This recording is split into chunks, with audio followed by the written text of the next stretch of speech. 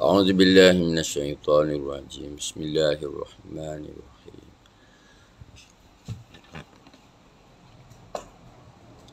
بسم الله الشافي بسم الله الكافي بسم الله المعافي بسم الله الوافي بسم الله رب السماوات والأرض بسم الله الذي لا يضر مع اسمه شيء في الأرض ولا في السماء وهو السميع العليم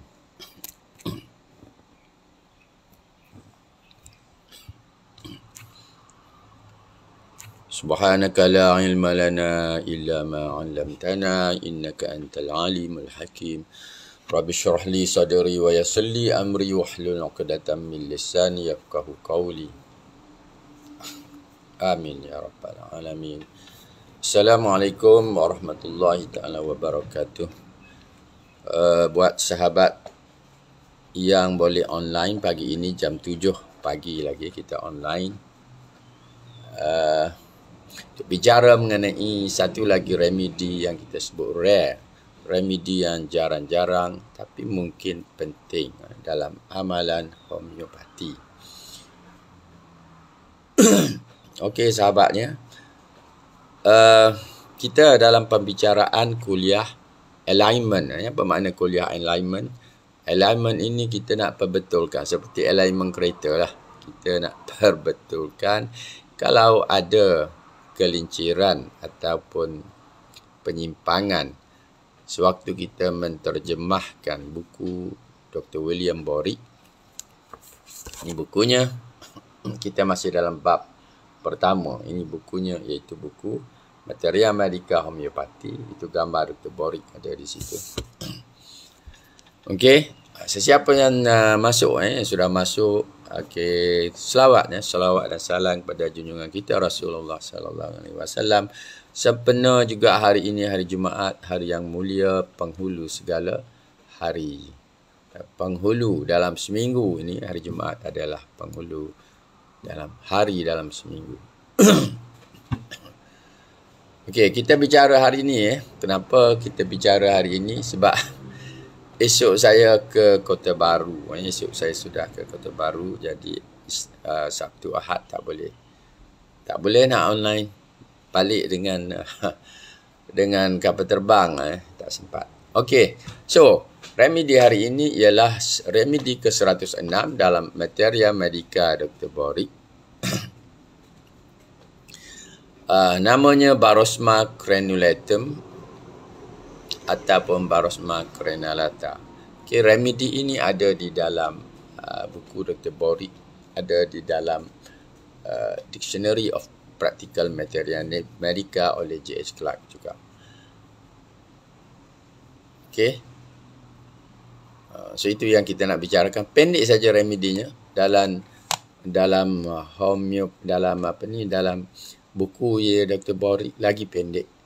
Nak detail sikit ada di dalam buku J.H. Clark. Okey, so remedi ini terdapat kesan spesifik yang ketara ke atas sistem genito-urinary. Apa maknanya? Maknanya sistem yang berkait dengan kemaluan dan pengencingan. Urinary ni maknanya organ pengencingan dengan discharge bermucopurulent. Itu yang kita terjemahkan daripada maknanya mucopurulent discharge. Okey, itu terjemahan. Itu terjemahan bahasa kita. Saya tak cek bahasa Inggeris ni, tapi kalau cek bahasa Inggeris kita akan jumpalah. Pastilah disebut ini Dr. J.H. Clark punya. Kalau kita ambil, katakan BAROS Barosma Borich. Barosma yang bahasa asal Dr. Borich. Dia kata mark specific effects on genito-urinary system. Okay, kesan yang spesifik ke atas sistem genito-urinary mucopurulent discharges. Maknanya keluar discharge, keluar lendir, bermucus dan juga berpurulent. Maknanya dia keluar discharge itu berupa seperti nanah lah maksudnya. Irritable bladder, maknanya pundi kencing itu ada iritasi, ada kerengsaan, tidak selesa. With vesical catarrh, serta dengan catarrh vesical. Apa maknanya? Inilah terjemahan dan penerangan yang kita boleh berikan. Okey, tersalah ketik yang lain. Okey, so pundi kencing ada iritasi. Dia tak selesa, merengsa dengan catarrh vesical. So vesical catarrh itu diterjemahkan sebagai catarrh vesical. Apa makna catarrh vesical? Bila sebut vesical di situ bermakna ada kaitan dengan urinary bladder, iaitu pundi kencing.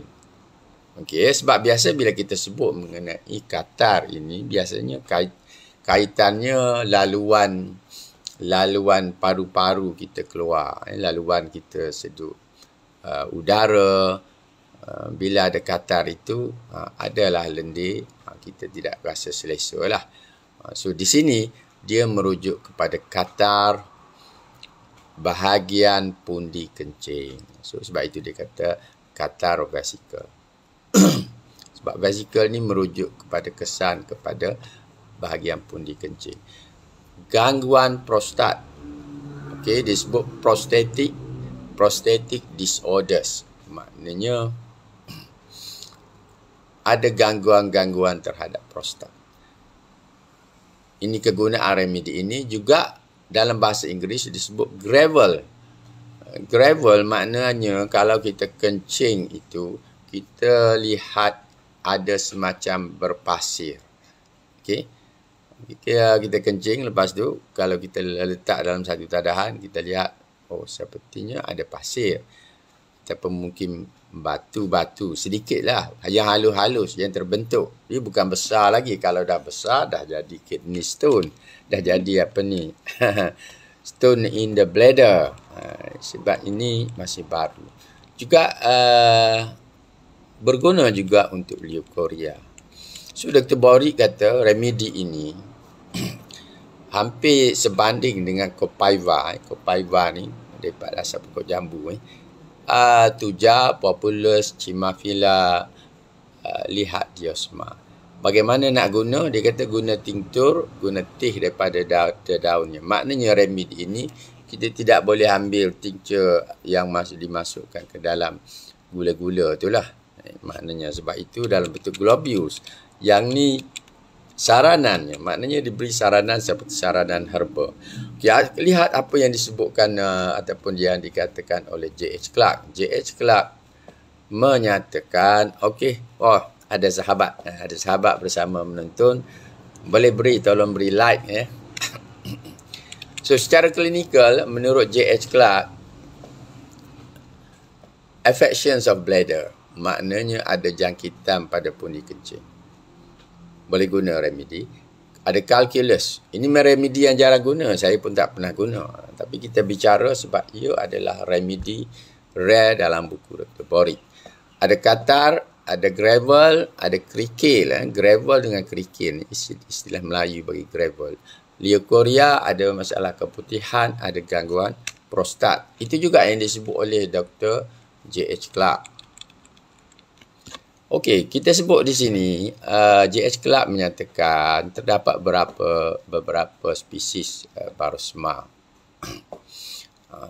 Tetapi remedi ini tidak ada proving, tidak ada uji bukti dalam homeopati. So tidak dibuat proving pun, tapi Dr. Borik masuk di dalam bukunya.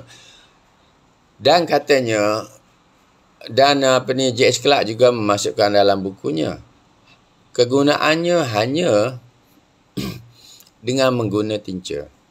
Maknanya cecair lah. Maknanya dalam bentuk herba boleh guna, dalam bentuk homeopati boleh guna. Cuma kalau diguna secara herba, biasanya orang rebus sajalah biasanya. boleh masak begitu saja. Tetapi homeopati menggunakannya untuk boleh menggunakannya untuk disimpan buat jangka masa yang lama, bertahun-tahun. So, homeopati mencampurnya dengan alkohol.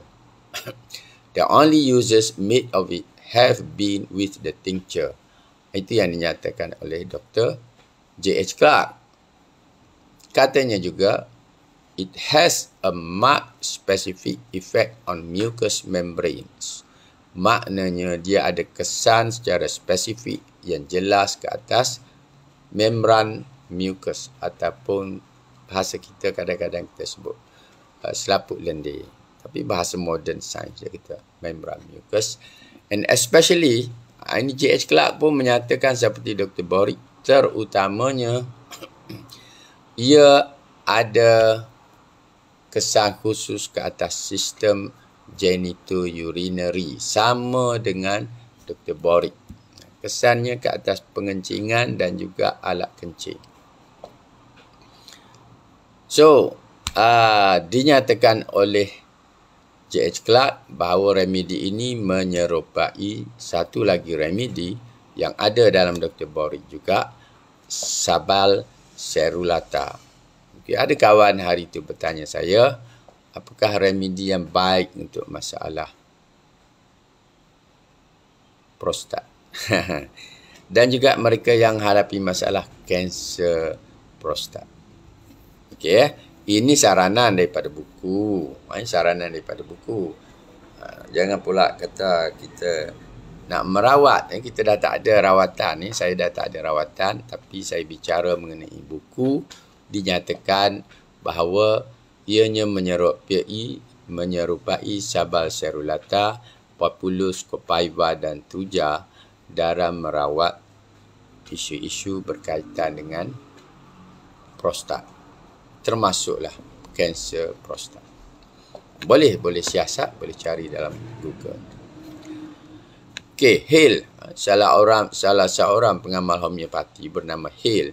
Hale ni ada banyak juga saya sebut dalam buku terbaru yang bakal diterbitkan awal tahun hadapan. Hale ia banyak kaitan dengan J.H. Clarke lah. J.H. Clarke banyak kali kutip apa yang disebut oleh Hale. Dia kata Hale memberi indikasi bahawa kegunaannya berkait dengan chronic affections of genitourinary organs. Okay. Maknanya afeksi kronik, terjemahan yang mudah, afeksi kronik atau jangkitan kronik pada organ-organ pengencingan, organ genital. Having mucopurulent discharges, maknanya discharge atau bahan yang keluar itu bermucus dan bernanah. Abundance of epithelium mixed with pus, kaitan dengan nanah juga, and mucus corpuscles. Dan pun di kencing dia rasa tidak selesa, bermacam rasa lah. Bila sebut irritable bladder itu banyak simptom-simptomnya, tapi semuanya tidak menyelesaikan.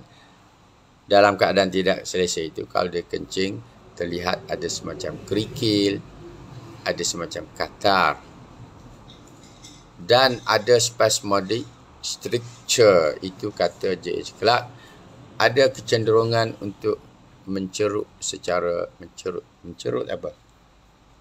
Secara spasmodik lah. Mengecil lah. Boleh kita sebut mengecil lah. Stricture ni. Maknanya dia berkerut. Tak boleh. Laluannya tidak lancar lah. Sebab ada organ dia tu mencerut. Okay, spasmodic stricture. Dengan tiba-tiba maknanya. Okey. Tapi Clarke juga menyebut gangguan prostat, kalau ada keluar keputihan, orang perempuan keluar keputihan di kawasan kemaluan. Itulah antara lain. Yang lain boleh baca sendiri daripada Dr. Clarke lah. So itu saja bicara ringkas pagi ini. Ada tak kita dapati sebarang gangguan hari ini? Tak ada Tak ada. Kalau tidak, saya selalu kena tambah data ke apa. Sebab apa? Sebab hari ini adalah hari pertama kita testing Unify, TMU Unify. So taman di mana saya tinggal di sini sekarang sudah ada Unify. So bila ada Unify, jadi tak adalah gangguan bila kita hendak buat live. Sebab connectionnya menerusi Unify ni dia lebih stabil berbanding dengan connection menerusi wireless yang saya dulu guna Yes. Yes ni mungkin kita akan tamatkan tak lama lagi lah sebab dah ada Unify. Tapi mungkin ada kegunaan lain, tengoklah keadaannya sebab semuanya menelan belanja lah kalau kita pakai banyak-banyak sistem Wi-Fi. So itu saja daripada saya pagi ini. InsyaAllah kita akan jumpa lagi mengenai bicara remedi, alignment of material medica, remedi rare. Okay, remedi yang tidak rare itu kena masuk kelas bersama PPHM. Nanti kita akan adakan penerbitan buku terbaru. Itu saja daripada saya untuk pagi ini. Pagi ini mungkin sahabat kita hantar mesej pukul berapa nak keluar. Kita boleh minum. Okey. Assalamualaikum warahmatullahi taala wabarakatuh.